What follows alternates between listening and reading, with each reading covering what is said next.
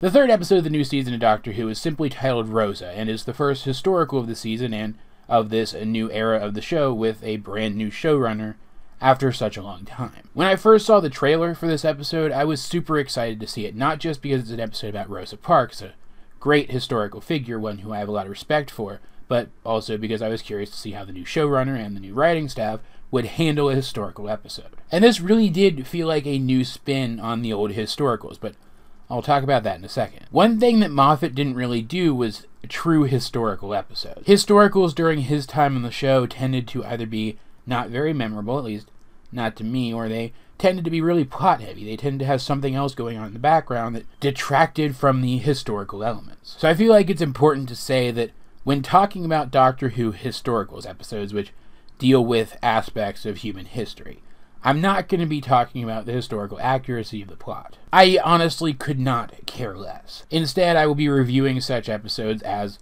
such episodes of Doctor Who, and literally nothing else. There's a lot to say about the historical elements of this episode and of the message of the episode, and I will touch on those things a little bit, but only in so much as they are elements of an episode of Doctor Who. The plot of this episode goes, the Doctor is trying to take her three companions back to their own time to drop them off because they aren't actually her companions yet at this point. She considers them her friends, and she accepts their help when they offer it or when she needs it, but she has not yet begun to consider these people her traveling companions. It almost seems like this new version of the Doctor doesn't really want companions, and it's questionable whether or not these three people would want to be her companions in the first place. I do like in this episode, however, that there's a couple moments for each of the companion characters where it clicks for them how many possibilities are open to them if they stick with the Doctor. However, looking at the cast of regulars this season and looking at where and when this episode is set, literally like a day or two before Rosa Parks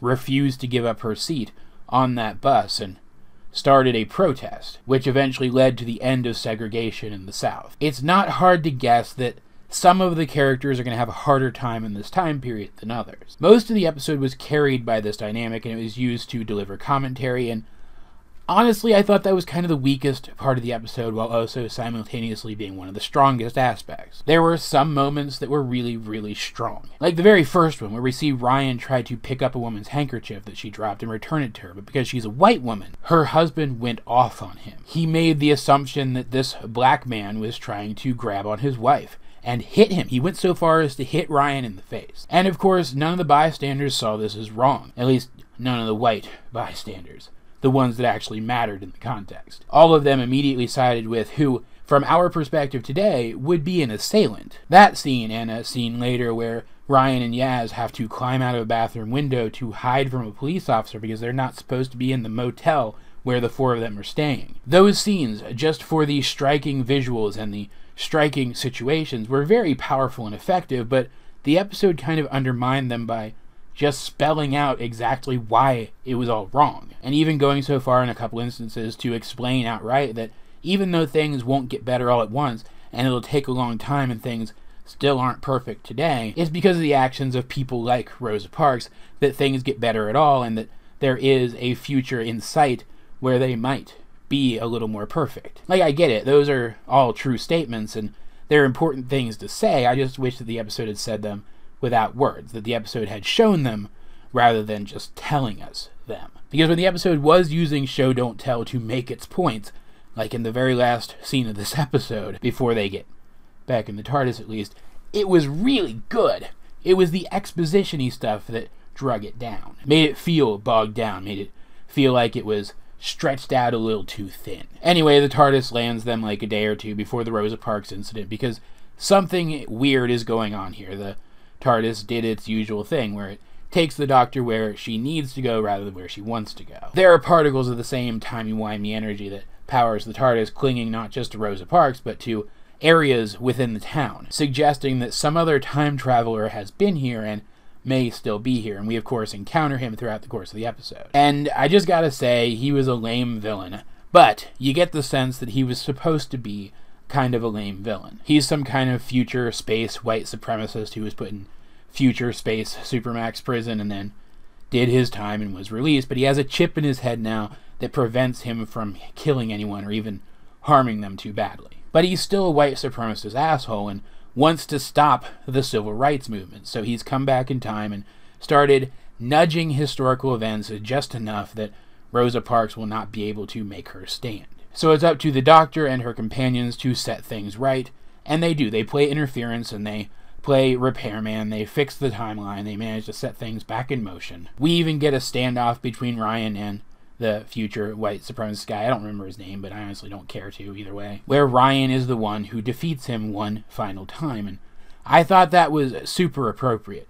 We also get a really great scene where Ryan gets to interact with Martin Luther King and Rosa Parks and her husband, and it was really strong. Like, for obvious reasons, being in this time period and being treated the way that people who look like him were treated in this time period, it's weighing very heavily on him, and getting to interact with these people meant a lot to him, and the episode did a really good job of making us feel right along with him how big a deal this was, how much this meant to the character. And the final scene of the episode, once again, before they get back on the TARDIS, I think was one of the best in any of these old historical episodes, at least in terms of the modern incarnation of the show. They realize that there's not going to be enough white people on the bus because of the machinations of the villain for Rosa Parks to have to give up her seat, and therefore she won't be able to make her heroic stand. So the Doctor and Graham, being white people, have to sit there. They have to be part of the reason why this woman is treated as badly as she was treated. They have to be part of the system that others her, that treats her like she's not worth as much as everyone else. And I knew that something like this was going to happen, that they were going to have to participate in events directly in one way or another, and I was hoping beyond hope that they wouldn't have to whisper words of encouragement to her to get her to stay in her seat or some stupid thing like that that would have undermined her part in history. I was also worried, based on how things had been set up previously in the episode, that one of them was going to have to go and try to take her seat and force her to stand up to them, force her to make that decision rather than it just being her decision. And thankfully they didn't go that route either. The Doctor and Graham, they participated in events, but in a very minimum way that didn't take anything away from the event itself. And you can see how much they hate it, how much they hate being part of the system, and you feel it right along with them. It's a very powerful scene. The camera angles are really strong. You really feel like you're part of the situation. Music was great. The acting was a little over the top in a couple areas, but still really strong. It was a very, very powerful scene. I liked it a lot, and it sort of made the entire episode for me. Because, and surprise, surprise, as I hinted before, the episode, I think, felt a little thin in other places. You could tell what the writing was going for. They were trying to make some very important commentary, but I feel like they were beating a dead horse in a couple of areas. They made the same point a couple too many times in a couple too many situations. I would have liked just a little bit more variety in the themes of the episode, but that's not to say that the episode itself is bad. It's just, I feel like, aside from that scene on the bus at the end, it's the weakest of the three that we've gotten so far. But it still shows some really strong potential from this writing staff to handle Doctor Who historicals in a new and interesting way. For those of you who don't know what the heck I'm talking about, back when classic Doctor Who first started, the show was split into two very distinct episode types. Historicals, where the Doctor and his companions would go back in time and observe events from history, and your typical cheesy sci-fi fare that Doctor Who has come to be known for more these days. This episode, though, was a straight-up historical. The Doctor and his companions go back in time. They interact with historical characters in a very limited kind of way, but mostly they just observe events. There was a little bit of the Doctor and her companions meddling with events and making sure they go off without a hitch, like we have seen in some more modern historicals, but for the most part, it felt like an old historical just shot like a modern episode of television, and to me, that was great. That was the best thing about this episode, as far as I'm concerned. I think this episode struck a perfect balance between the old historical format and the new, the Doctor has to stop a villain no matter where she goes kind of format. And I am really excited to see how this writing staff handles other historicals going forward with this season now. I've talked a little bit about the one major scene in this episode that I feel is the main talking point of the story, the big bus scene, but that's not to say there wasn't other cool scenes in this episode either. Pretty much every standoff between the Doctor or one of the Doctor's companions, or even the Doctor's TARDIS, and the villain were pretty fantastic, despite the villain being pretty weak in and of himself. The villain was kind of goofy. He was a super future guy, but he was dressed like a 1950s greaser. And he was kind of impossible to take seriously, but I feel like that was on purpose. Because he's a white supremacist, and white supremacy is stupid.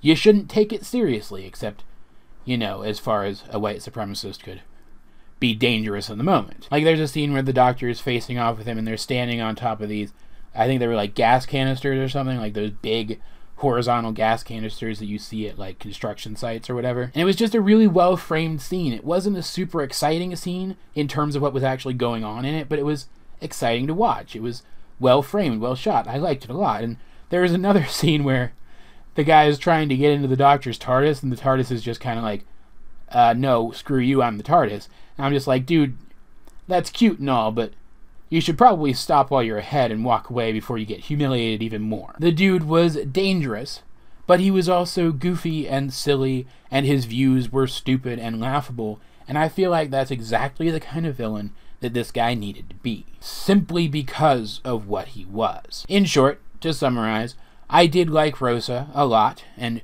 just like the past couple of episodes, this episode did show me that this season has a lot of potential to be really good, especially if it gets better, but it didn't show, at least I don't think it showed, their full potential yet. As per usual though, guys, I'd like to know, what did you think of Rosa if you have seen it? Let's get a discussion going in the comment section down below or over on my Discord, link in the description. But either way, this has been AJ22, and I will talk to you guys later.